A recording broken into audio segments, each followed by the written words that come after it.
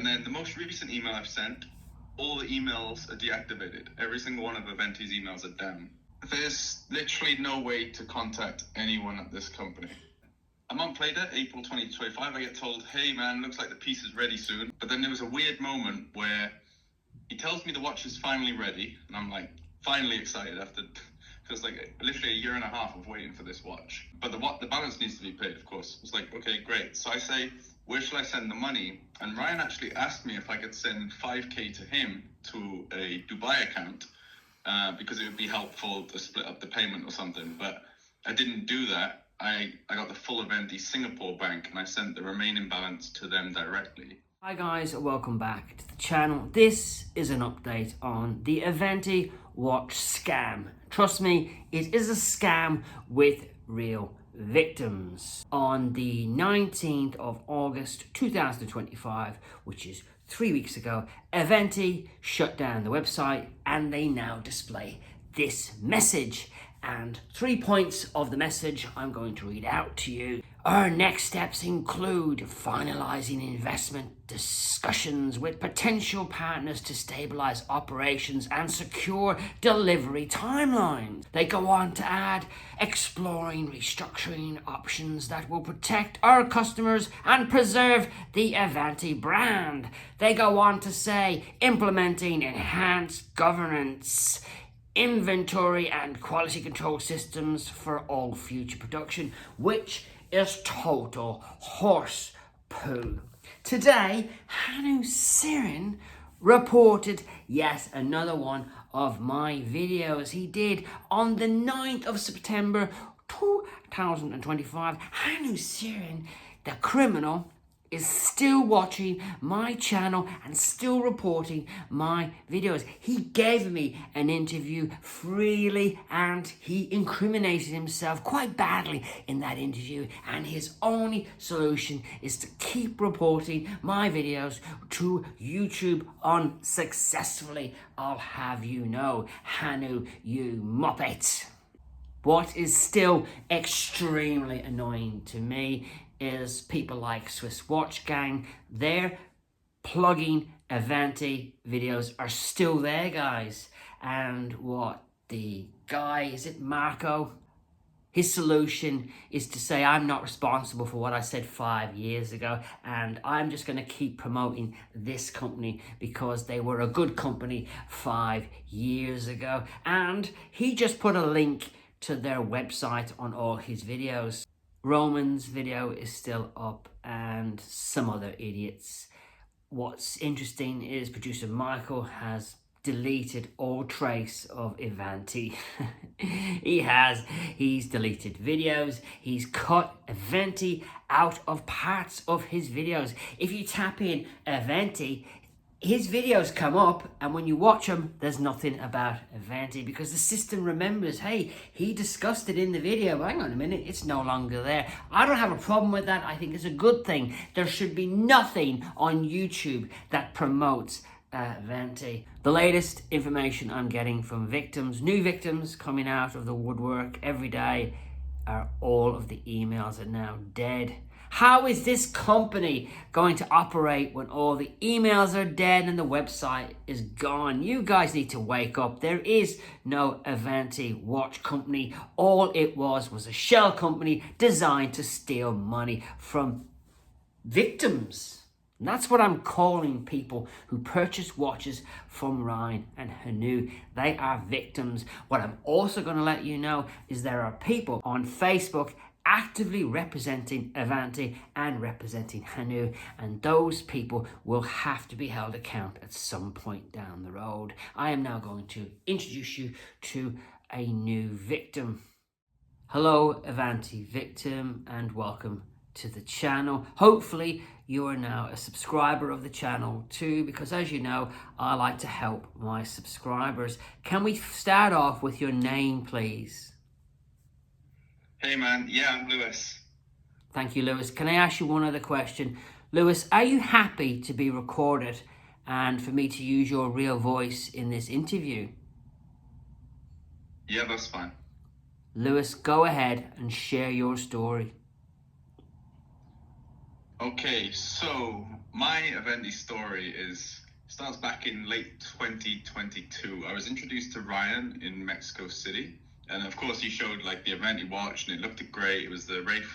It looked awesome, but I didn't actually buy anything at that point. And anyway, time goes on a little bit, and he reached out to me because he had an A10, like the titanium one, and it was in the same color as my Lamborghini that I had at the time. And I thought, oh, that does sound cool. He was like, I need you to have one of these, bro. You gotta take this watch. And I'm like, all right, cool. So I bought it, and that was in January 2023. I received it about 5 months later.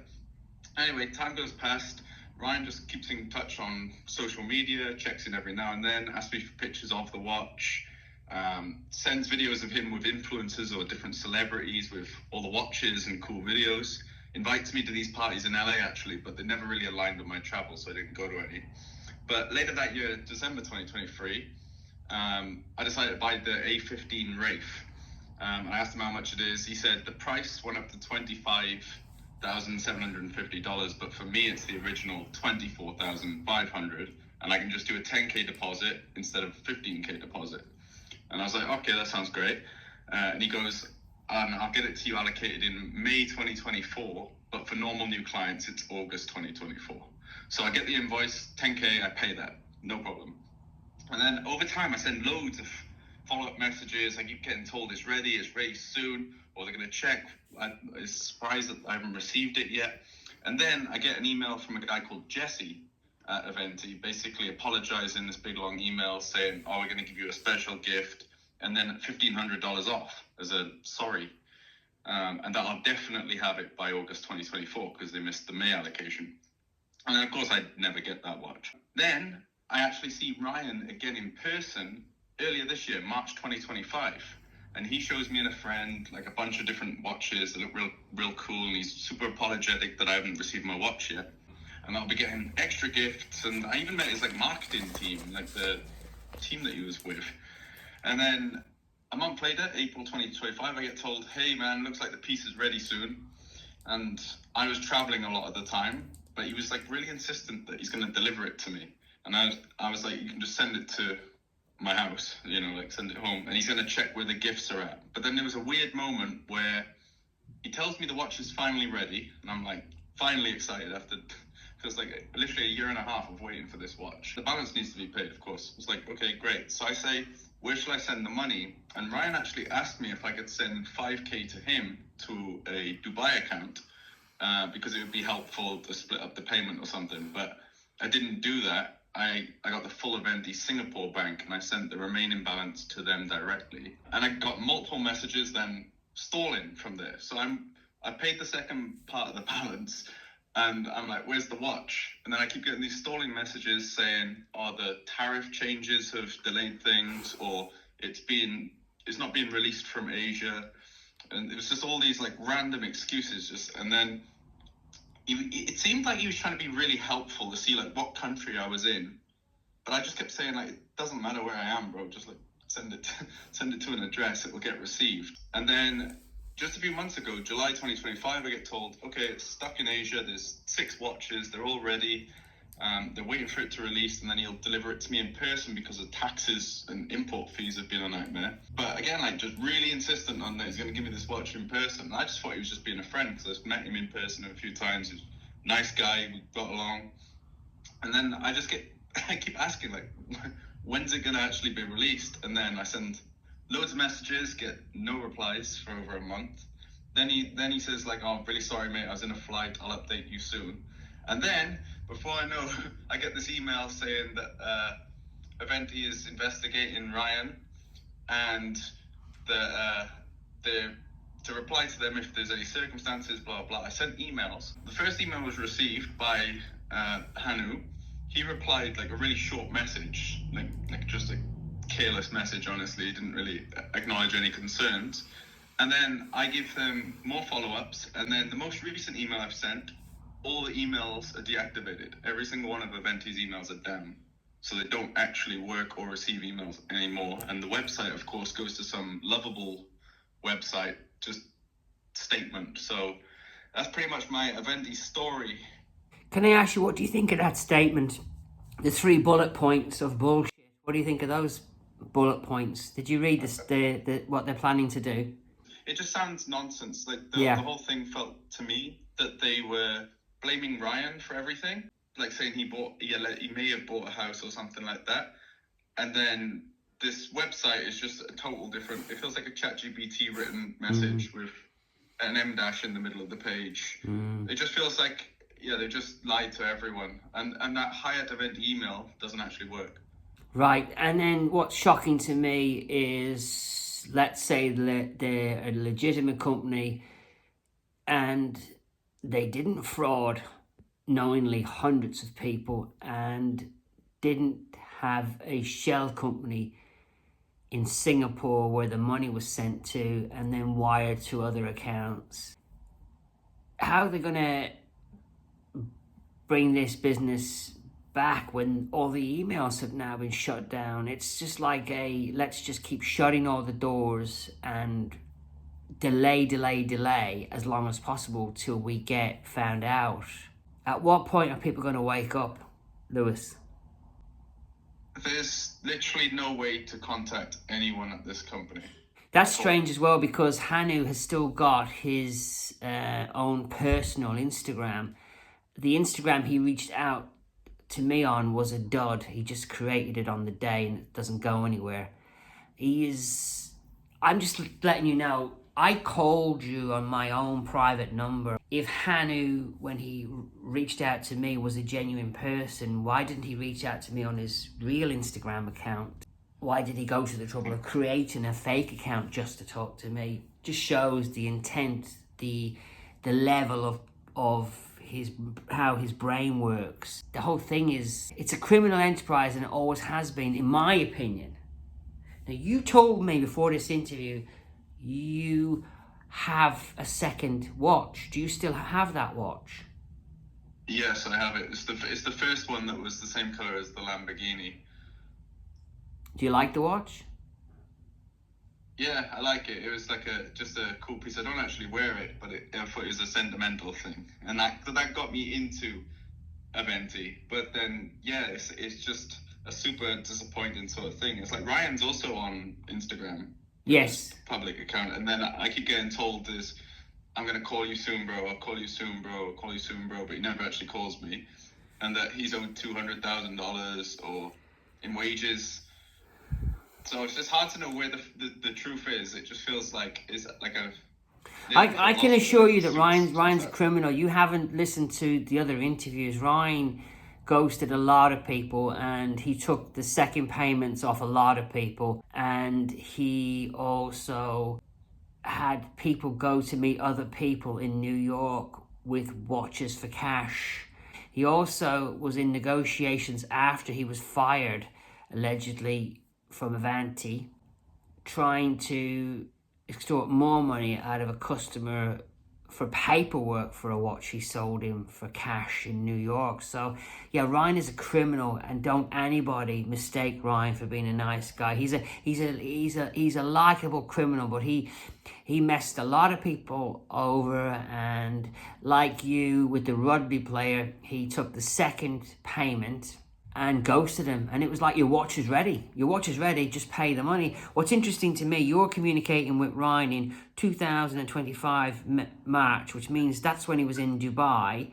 You met him in Dubai, right?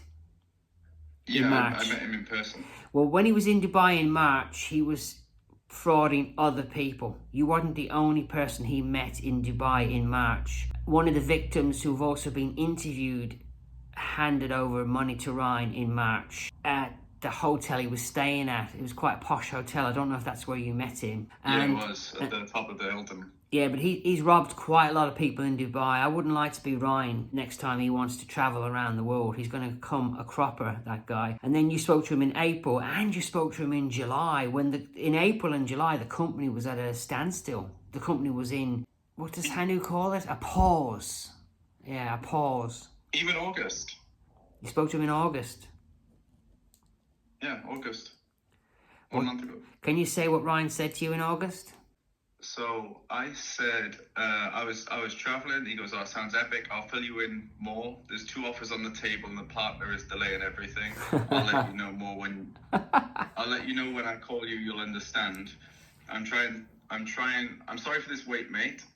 They tell me to collect, and then they tell me it's ready, and then they delay getting it shipped out." And he goes, "I need to come to Dubai, so it will be great to bring you the watch." But he doesn't work for the company anymore. How is he doing this in August when he doesn't work for the company and he's been publicly shamed by Hanu as a thief? How does he still communicate with people? Yeah, this was early August, and then when I said I received an email, and he said, "Look, I'll call you soon. I'll explain it. I've got 2 investors lined up. He's trying to shaft me on the deal. He tried to sign the company over to me, something along the lines of that." Yeah. He said, but he didn't sign it, and then he's going to call me soon. And then the next 3 times I hear from him are all, sorry, mate. I'll call you ASAP." Yeah. Like 3 separate times. Yeah.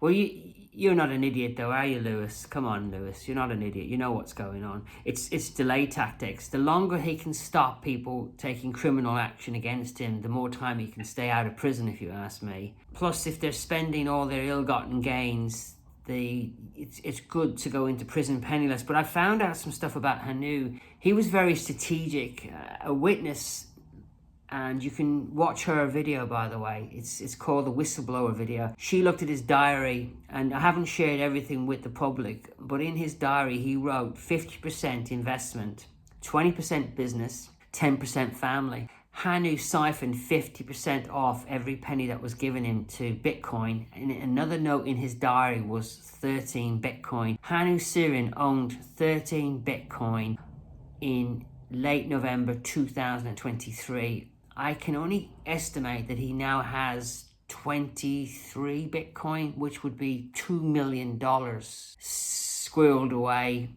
wire fraud, whatever he's done, because he's moving money out of the business into his private account, which is a criminal act. And I've said this over and over, and it's only a matter of time before they all put in prison. But Hanu has over $2 million of people's money. Who would invest in a company like that? There's absolutely nobody, because they would just look at the balance sheets and go, right, where's this money you took in? Where's all this extra money? Where is it? And he would go, well, it's in my Bitcoin. It's a non-investable company, Lewis, if you ask me. So this spiel that Ryan is telling you about 2 investors, did you know that there's an investors pack going around, and if you gave them $250,000, you would get 10% back in cash and the rest in watches. And some of the people that were made that offer went to financial advisors and they told them to run. So the 2 No, I didn't know. so the 2 investors that Ryan are talking about, they're probably the same 2 made-up investors that he says that every time he speaks to people. And these 2 Muppets have been talking about investors for years, months. Even Hanu, in the interview with me, wants to tell me private information about these investors. And I told him, don't tell me, because it's public, Hanu, and if it's private information, don't tell it to me. That interview with Hanu was nearly 2 months ago. So I'm 100% convinced that the investor is another fabrication of the fraud. That's just my opinion. Especially now the emails are down. Like that was the only logical way to save anything. But now the fact they're uncontactable, it's the nail in the coffin, really, I think. Yes.